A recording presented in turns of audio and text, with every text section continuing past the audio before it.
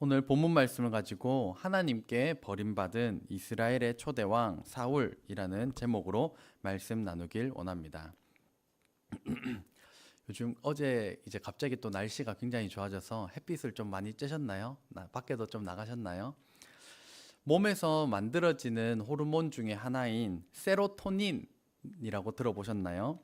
세로토닌이 부족하면 정서적 불안과 우울감, 피로감과 분노를 초래한다고 알려져 있습니다.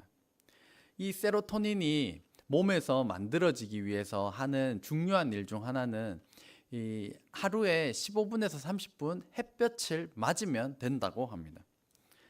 일부러 밖에 누워 있을 필요는 없지만 신체가 햇빛에 보이도록 한 다음에 산책에 하루에 막 15분, 30분 혹은 1시간 이렇게 밖에 나갔다 오시면 됩니다. 그런데 햇빛 타는 거 싫다고 눈만 내놓고 다니시는 분들이 있어요. 다 철저하게 가리고 난다. 그렇게 하면 안 되고 어느 정도 드러내놓고 난 다음에 햇빛을 맞으면 이 세로토닌이 분비가 되게 되고, 그러면 우울감, 이 정서적 불안감들이 세로토닌에 의해서 쭉쭉 낮아지고 건강하게 됩니다. 춥다고 귀찮다고 집에만 있으면 더 우울한 이유가 여기에 있는 것입니다. 우울한 사람들은 집 밖을 안 나오니까 햇빛을 맞지 않고 세로토닌이 안 나오니까 더 우울해지고 이 우울감을 해결하지 못하는 악순환이 반복되게 되는 것입니다. 밖에 나와서 햇빛 맞으면 30분씩 1시간씩 햇빛 맞으면 돈 버는 겁니다. 햇빛 맞으면 건강해지고 돈 버는 것입니다. 또 하나님께서 창조하신 자연을 자세히 보고 즐기는 것 또한 굉장히 중요합니다. 저도 이번 주에 정말 간만에 그 자연을 볼 수 있는 그런 시간과 기회들이 주어졌습니다. 그래서 하나님께서 만드신 자연을 보니까 쥐기네 이렇게 막 사투리도 하면서 그렇게 자연을 보고 나니까 저절로 힐링이 되고 치유가 되는 그런 너무 감사한 시간들이 있었습니다. 하나님을 알만한 것을 자연에 넣어두셨다고 했기 때문에 자연을 보면서 하나님께서 주신 새 힘을 경험하며 살맛 나는 세상을 누리는 저와 여러분 되시기를 주의 이름으로 축복합니다. 너무 바쁘고 힘드시겠지만 옆 사람에게 이렇게 인사해 보겠습니다. 자연 좀 보고 삽시다. 자연 좀 보고 삽시다. 네, 태양 볼 기회도 없고 달 볼 기회도 없고 자연 좀 보고 사시면 하나님께서 주시는 힘이 생기게 될 줄로 믿습니다. 이스라엘은 야곱의 12아들들을 족장으로 하는 12지파 중심으로 된 공동체였습니다. 또 이 이스라엘은 사람 왕이 아니라 눈에 보이지 아니하는 하나님을 왕으로 모시던 공동체였습니다. 하지만 시간이 흐르면서 나라의 정세들이 변하고 주변 강대국들이 일어나면서 이 이스라엘 사람들의 마음을 강하게 사로잡은 것이 우리에게도 눈에 보이는 인간 왕을 세워달라는 것이었습니다. 사무엘상 8장 6절 말씀을 보면 우리에게 왕을 주어 우리를 다스리게 하라. 그러니까 이전에는 이 사람 왕이 없었고 하나님께서 왕 되셨는데 우리에게 인간 왕을 달라는 것입니다. 했을 때 사무엘이 그것을 기뻐하지 아니하여 여호와께 기도하며 이스라엘 백성들이 우리에게도 왕을 달라, 인간 왕을 달라라고 요구를 하였습니다. 이것은 눈에 안 보이는 하나님이 아니라 눈에 보이는 인간 왕을 달라는 것이었고, 이것은 궁극적으로 더 이상 하나님의 왕 대신 하나님을 왕으로 섬기고 싶지 않다. 눈에 보이는 인간 왕을 섬기고 싶다라는 그런 요구였습니다. 그래서 하나님께서 이렇게 말씀하십니다. 여호와께서 사무엘에게 이르시되 백성이 너에게 한 말을 다 들으라. 이는 그들이 너 사무엘을 버림이 아니요 나 하나님을 버려 자기들의 왕이 되지 못하게 함이니라. 이전에는 하나님을 왕으로 섬기던 신앙 공동체였지만 더 이상 하나님을 왕으로 섬기기 싫다. 인간 왕을 달라라고 요구를 하였습니다. 만약에 여러분 같으면 어떻게 하셨을까요? 제가 만약에 하나님이라면 야 쓸어버려, 이제 얘네들 그냥 싹 다 쓸어버리고 다음 어떤 공동체를 만들거나 뭐 이렇게 했을 텐데, 하나님께서는 그 말을 들어줘라, 사무엘에게 들어줘라 말씀하시고 왕을 세워주시는데 그게 이스라엘의 첫 번째 왕 사울, 오늘 본문에 나오는 사울 왕입니다. 이 사울 왕을 선택하셨을 때 사울에게 본받을 만한 장점이 여러 가지가 있었습니다. 첫 번째는 뛰어난 신체 조건이 있었습니다. 오늘 본문 말씀인데요. 그들이 달려가서 거기서 그를 데려오며 숨어 있었거든요. 그가 백성 중에 선이 다른 사람보다 어깨 위만큼 컸더라. 그러니까 한 30cm 정도 더 컸을 것입니다. 한국 기준으로 하면 한 190에서 2m 정도 됐을 것이고, 조금 더 작은 나라를 기준으로 하면 180에서 190 정도 되는, 어쨌든 어깨 위만큼 같이 딱 있으면 딱 머리가 보이는 그 정도로 굉장히 뛰어난 신체 조건이었습니다. 키만 크지 막 굉장히 호리호리하다면 이렇게 표현되지 않았을 것인데, 신체 조건이 좋고 키도 크고 용맹무쌍한 게 사울이었습니다. 사울은 처음에는 또 겸손한 사람이었습니다. 이에 사무엘이 기름병을 가져다가 사울의 머리에 붓고 입맞춤에 이르되, 여호와께서 너에게 기름을 부으사 그의 기업의 지도자로 삼지 아니하셨느냐. 이때 사무엘 선지자가 기름 붓는다는 것은 곧 왕이 된다라는 것을 의미하였습니다. 그러니까 왕이 된다라고 기름 부음을 받았으면 이제 막 떠벌리고 다녀도 됩니다. 사무엘이 나에게 기름을 부었다. 사무엘이 나에게 기름을 부었다. 나는 왕이 될 사람이다. 떠벌리고 다녀도 됐을 텐데, 이 자기가 기름 부음을 받았음에도 불구하고 이것을 전혀 떠벌리지 않는, 자기 자신을 자랑하지 않는 굉장히 겸손한 사람이었습니다. 또한 이 사울은 인내하는 사람이었습니다. 오늘 본문 말씀인데요. 어떤 불량배는 이르되 이 사람이 어떻게 우리를 구원하겠느냐 하고 멸시하며 예물을 바치지 아니하였으나 그는 잠잠하였더라. 사울이 지금 왕이 되기 전에 이런 사건이 있었던 것이 아니라 기름 부음을 받고 사무엘이 인정하고 난 다음에 왕 만세 왕 만세 하고 난 다음인데, 어떤 이 불량한 사람들이 헤헤 어떻게 사울이 우리를 구원하겠느냐, 어떻게 사울이 왕이 될 수 있겠느냐라고 이렇게 모멸적인 말을 한 것입니다. 자신을 무시하는 말도 하고 왕이 되었음에도 불구하고 예물을 구분하여 드리지 않았습니다. 그랬는데 사울의 태도가 그는 잠잠하였더라. 또 만약에 여러분 같으면, 저 같으면요, 제가 왕인데, 옛날의 왕은 무소불위의 권력입니다. 사람 한 명, 두 명 죽이는 거야. 지금이야 누구 내가 함부로 죽이면 왕이라도 어떤 심판을 받겠지만, 그 당시의 왕의 권력은 무소불위의 권력입니다. 그러니까 내가 왕인데 나를 인정하지 않아? 나를 무시하는 말을 해? 야, 감옥에 넣어. 아니면 참수해. 이렇게 했어도 되는데, 사울왕은 그러지 않고 그는 잠잠하였더라. 참고 기다리고 인내할 줄 아는 사람이 사울이었습니다. 또한 이 사울은 순종하는 사람이었습니다. 한번 말씀 같이 읽겠습니다. 시작. 그가 에브라임 산지와 살리사 땅으로 두루 다녀 보았으나 찾지 못하고 사알림 땅으로 두루 다녀 보았으나 그곳에는 없었고 베냐민 사람의 땅으로 두루 다녀 보았으나 찾지 못하니라. 아멘. 아버지께서 이 사울 왕에게 지금 내가 암나기들을 잃어버렸으니까 암나기를 좀 찾아오너라 라고 명령을 하니까 사울이 네 알겠습니다 하고 이제 찾으러 간 것입니다. 왕이 되기 전의 일입니다. 그렇게 해서 암나기들을 찾으러 갔는데, 어느 지방을 돌아다녔냐? 에브라임 산지와 살리사 땅을 두루두루 살펴보았고, 사알림 땅으로 두루두루 다녀보았고, 베냐민 사람의 땅으로도 두루두루 다녀보았고, 어느 정도 찾다가 없네, 가자, 얼마든지 쉽게 포기할 수도 있었을 텐데, 아버지의 명령이었기 때문에 쉽게 포기하지 않고 암나기들을 찾을 때까지 내가 찾고 말겠다라고 하는 아버지의 말씀에 절대적인 순종하는 모습을 보였던 것이 사울 왕이었습니다. 아무런 계산 없이 찾을 것이라는 보장도 없었지만 해가 뉘엿뉘엿 넘어가는 그 시간까지도 아버지의 말씀에 묵묵히 순종하였던 것이 바로 사울이었습니다. 사울은 성경 기록에 보면 처음에 본받을 만한 점이 여러 가지가 있었던 왕이었습니다. 하지만 안타깝게도 사울은 왕이 된 이후에 얼마 못 가 금방 변질되고 말았습니다.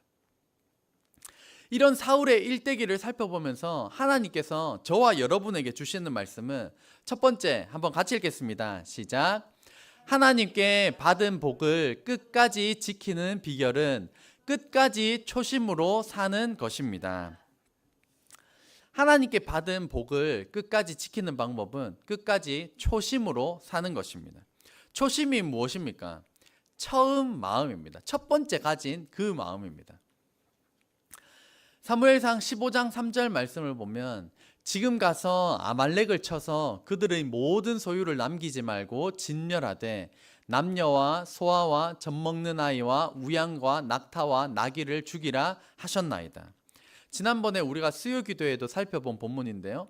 하나님께서 이 사울 왕에게 이 아말렉 족속을 진멸하라고 하셨습니다. 이 아말렉 족속은 이 가나안 땅에 있는 족속들은 우상 숭배에 심취한 나라였고, 거기 제사 이 상들을 잔뜩 세워놨고, 거기에다가 하나님께서 극도로 싫어하시고 금지하시는 사람을 제물로 바치는 인신공양까지도 있는 곳이 바로 이 가나안 땅, 이 아말렉 족속이었습니다.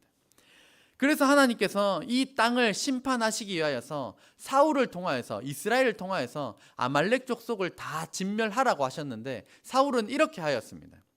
9절 말씀에 보면 사울과 백성이 아각과 그의 양과 소의 가장 좋은 것 또는 기름진 것과 어린 양과 모든 좋은 것을 남기고 진멸하기를 즐겨 아니하고 가치 없고 하찮은 것을 진멸하니라. 하나님께서 다 진멸하라고 하셨는데 사울이 생각할 때 보니까 이거는 남겨두고 저 좋은 건 낚이고 별로 안 중요한 거, 하찮은 거 저거만 죽이자라고 그렇게 진멸하였던 것입니다. 사울은 왕이 되기 전에는 아버지의 말씀에도 계산하지 않고 아버지가 말씀하시면 끝까지 순종하던 사람이었는데, 왕이 되고 얼마 지나지 않아서 자기 생각대로 하나님께서 진보다리 사이에 숨어있는 사울을 세워서 왕이 되게 하셨는데 어느샌가 변질되어 버린 모습을 나타내게 되었습니다. 자기 생각에 옳은 대로 하나님은 이렇게 말씀하셨지만 하나님의 생각보다 자기의 생각을 더 옳게 여기며 그렇게 자기 생각대로 행동하였던 것입니다. 사울이 뒤이어서 항변을 합니다. 나 좋으라고 남겼습니까? 나 때문에 남긴 게 아닙니다. 사울이 이렇게 말하거든요. 내가 하나님께 드리기 위해 남겼습니다. 내가 가지기 위한 것이 아니라 하나님께 드리기 위해 남겼습니다. 라고 이렇게 항변을 하였습니다. 이 말은 곧 우리가 이 세상을 살아갈 때 세상 사람들이 하는 그런 요구들과도 같습니다. 우리가 말씀대로 순종할 때 힘든 것들이 세상 사람들이 그렇게 살지 않습니다. 우리만 독특하게 사는 것 같지 세상 사람들은 이렇게 타협하고 저렇게 타협하며 다 타협하며 살아가는데 우리만 유독 타협하지 않고 그렇게 살아가야 하는 것들, 그렇기 때문에 많은 사람들이 그렇게 살잖아요. 많은 사람들이 그렇게 요구하잖아요. 그렇게 해서 우리를 얼마든지 흔들어 놓을 수가 있는 것입니다. 그래서 사울 왕의 이 항변이라는 것이 굉장히 타당한 것만 같습니다. 하지만 이 이야기를 한번 들어보시길 바랍니다. 어떤 회사의 사장님이 거래를 위해 해외로 나가기 위해 차를 타고 공항으로 가려고 할 때였습니다. 그런데 밤에 회사를 경비하는 야간 근무자가 헐레벌떡 달려와서 말했습니다. 사장님, 제가 방금 꿈을 꿨는데요. 꿈에 그만 사장님이 타시는 비행기가 사고가 나지 뭡니까? 아무래도 다음 기회에 가시는 게 좋을 것 같습니다. 사장은 평소에 미신을 믿는 사람이었기 때문에 경비원의 말을 듣고 그 말대로 약속을 미루었습니다. 그런데 정말 그 말대로 비행기가 사고가 났다는 뉴스가 나왔습니다. 사장은 경비원을 불러서 고맙다고 1억 원을 살해하고 난 뒤에 곧바로 이 경비원을 해고하였습니다. 깜짝 놀란 경비원이 물었습니다. 아니 사장님, 어떻게 상을 주자마자 저를 해고하실 수가 있습니까? 그러자 사장이 대답했습니다. 1억은 목숨을 구해준 사례이네. 그러나 밤새 깨어서 경비를 해야 할 자네가 자다가 꿈을 꿨으니 해고하는 것이 당연하지 않은가? 경비원은 비록 사장님의 목숨은 구했지만 그의 본연의 임무에는 충실하지 못했던 것입니다.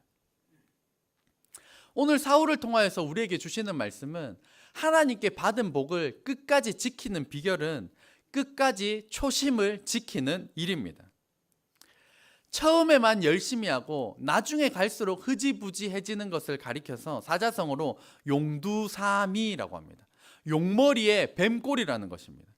앞에는 휘황찬란한데 뒤로 가면 갈수록 뱀꼬리가 되어버리는 것입니다. 신앙생활을 시작할 때, 예수님의 십자가 사랑을 느꼈을 때, 예수님을 영접하였을 때 저와 여러분이 가진 예수님을 향한 초심은 무엇인가요?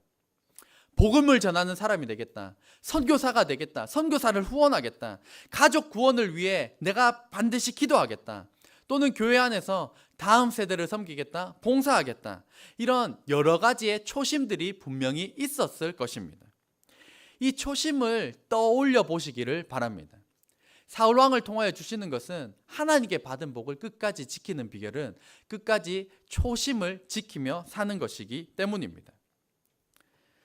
나 같은 죄인을 구원해 주신 하나님의 은혜에 감사드리며 우리 각자에게 주신 초심을 기억하고 이 초심을 끝까지 지킴으로 하나님께서 주신 복을 끝까지 누리는 저와 여러분 되시기를 주의 이름으로 축복합니다.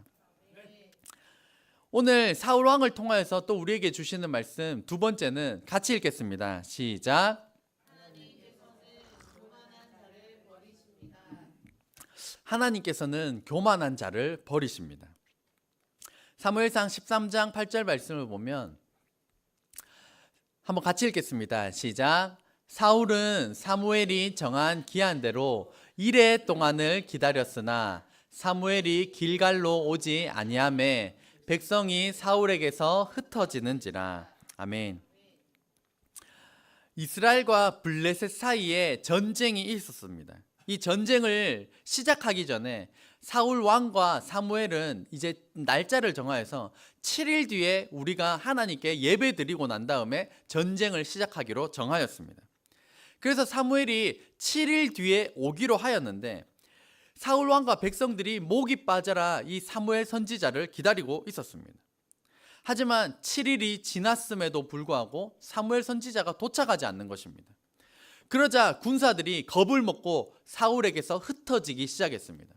사울 왕으로서 이제 전쟁을 치러야 되는데 군사들이 겁을 먹고 흩어지니까 사울 왕은 어쩔 수 없이 왕으로서는 할 수 없는 오로지 선지자만이 할 수 있는 하나님께 제사 드리는 그 일을 사울 왕이 백성들이 흩어지는 것이 두려워 제사를 드리게 됩니다. 이 사울 왕이 제사를 드린 것은 제사장의 권한을 침범한 것이고 왕이라면 이런 권한 상관없이 다 할 수 있다라는 이 교만함에서 나온 것이고 또한 왕이 할 수 있는 일, 선지자가 할 수 있는 일 하나님께서 분명히 구별하셨음에도 불구하고 하나님께서 주신 직분을 가볍게 여겨버린 교만의 결과였습니다. 그러니까 사울은 전쟁을 치르는 데 있어서 눈에 보이지 않는 하나님을 더욱 의지하기보다 지금 사람 흩어지는 것, 당장 눈에 보이는 사람을 더욱더 의지하였던 것입니다. 사람을 의지하니까 사람이 흩어지는 것에 겁을 먹었습니다. 만약에 사울 왕이 이러한 찬양을 알고 있었다면요, 우리 이전에도 찬양했지만 주를 찬양 손을 들고 찬양 전쟁은 하나님께 속한 것이니, 전쟁이 하나님께 속하여 있다는 것을 분명히 알았다면 아무리 시간이 지체되더라도 그 절차를 지키면서 끝까지 기다렸을 텐데 이 사울 왕은 그렇게 하지 못하였습니다. 사울이 하나님을 의지하였다면 하나님께서는 사울 왕에게 승리도 주시고 사울 왕의 이 왕의 대로가 왕의 가문이 계속 이어지도록 하게 해 주셨을 텐데 사울 왕은 하나님보다 사람을, 눈에 보이는 사람을 더욱 의지하였기 때문에 하나님께서는 교만한 변질되어 버린 사울 왕을 버리시고 다른 사람을 택하여 왕을 삼기로 정하셨습니다. 그래서 사무엘이 이렇게 말합니다. 13절 같이 읽겠습니다. 시작. 사무엘이 사울에게 이르되 왕이 망령되이 행하였도다. 왕이 왕의 하나님 여호와께서 왕에게 내리신 명령을 지키지 아니하였도다. 그리하였더라면 여호와께서 이스라엘 위에 왕의 나라를 영원히 세우셨을 것이거늘. 그러니까 왕이 하나님의 말씀만 잘 지켰으면 왕의 가문이 계속 이어지게 하였을 텐데, 그런데 14절에 이어집니다. 같이 읽겠습니다. 시작. 지금은 왕의 나라가 길지 못할 것이라. 여호와께서 왕에게 명령하신 바를 왕이 지키지 아니하였으므로 여호와께서 그의 마음에 맞는 사람을 구하여 여호와께서 그를 그의 백성의 지도자로 삼으셨느니라. 아멘. 왕의 하나님의 말씀만 잘 지켰더라면 왕의 나라가 길었을 텐데 왕이 하나님의 말씀을 지키지 아니하였기 때문에 하나님께서 다른 사람을 택하여 세우신다고 말씀하셨습니다. 사람은 화장실 갈 때 다르고 나올 때 마음이 다릅니다. 가기 전에는 죽을 것 같아도 갔다 나오면 시원한 법입니다. 사울은 왕이 되기 전에 왕이 되고 나서도 얼마간은 순종도 잘하고 하나님의 말씀대로 흠없이 살았던 인물이었지만 이내 사울 왕은 변질되고 말았습니다. 오늘 하나님께서 주시는 말씀 이 2번, 하나님께서는 교만한 자를 버리십니다.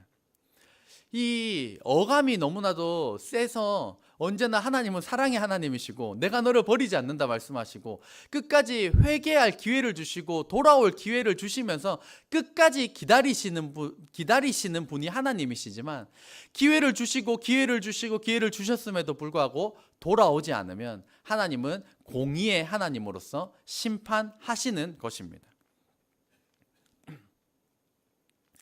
그래서 이 성경 말씀 그대로 제가 차용하였습니다. 왕이 여호와의 말씀을 버렸으므로 여호와께서도 왕을 버려 왕이 되지 못하게 하셨나이다. 하나님께서 사울 왕을 단번에 버리신 것이 아닙니다. 기회를 주고 기회를 주었음에도 불구하고 회개하지 않고 돌아오지 않았기 때문에 공의의 하나님께서는 심판하셨던 것입니다. 하나님께서 교만한 사람을 버리신다라는 이 표현에 관해서 약간은 기분이 약간 어색한 그런 느낌이 조금 있습니다. 감히 사람을 버린다고? 하나님이 어떻게 사람을 버린단 말이야? 감히 어떻게 사람을이라고 생각을 하신다면 우리가 그만큼 인본주의에 물들어 있다라는 것을 염두에 두어야 합니다. 인본주의라는 것은 사람 중심주의라는 것입니다. 우리는 이 세상은 언제나 사람 중심 인본주의입니다. 하지만 성경은 한번 따라해 보겠습니다. 성경은 신본주의입니다. 성경은 언제나 신본주의입니다. 그러니까 성경에서는 하나님께서 사람의 기도를 들으시고 응답하시기는 하시지만 하나님께서 뜻을 가지고 사람에게 명령하시고 그러면 사람은 순종하고 그러면 하나님께서 복을 주시고 하나님께서 이 사람을 택하셔서 명령하시고 순종하고 복을 내리시고 하나님께서 이 사람을 택하셨지만 불순종하면 벌을 내리시고 성경은 언제나 신본주의, 하나님 중심인 것입니다. 우리 또한 인본주의자가 되어서 안 되고 신본주의자가 되어야 하는 것입니다.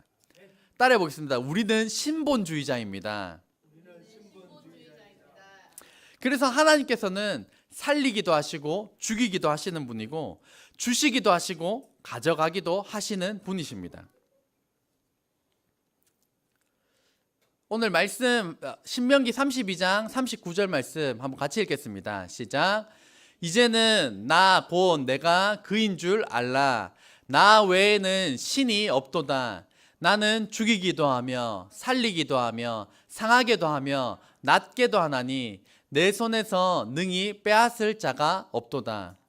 우리는 언제나 긍정적인 말씀만 듣고자 하지만 좋은 면만 보고자 하지만 성경은 언제나 두 가지를 다 제시하고 있습니다.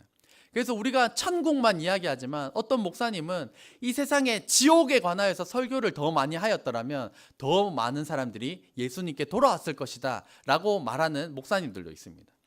마찬가지로 하나님은 사랑의 하나님이시지만 심판하시는 공의의 하나님도 되십니다. 하나님은 살리기도 하시지만 죽이기도 하실 수 있는 주권을 가지신 전능하신 하나님이십니다. 그래서 좋은 것만 주시는 것이 아니라 신명기 8장 3절 말씀에도 보면 너를 낮추시며 너를 줄이게도 하시는 분이십니다. 우리는 그냥 나를 높여주기만 바라고 나를 배불리게만 해주길 원하는 것이 사람의 마음이지만 하나님께서는 너를 낮추기도 하시고 너를 줄이게도 하시는 분이라고 말씀하십니다. 어제 이제 저희가 찬양 예배를 준비하면서 어제 찬양팀이 모여서 또 준비를 하였습니다. 그 찬양팀이 모여서 나눔을 할 때 찬양 가사를 묵상하고 나누는 시간이 있는데요.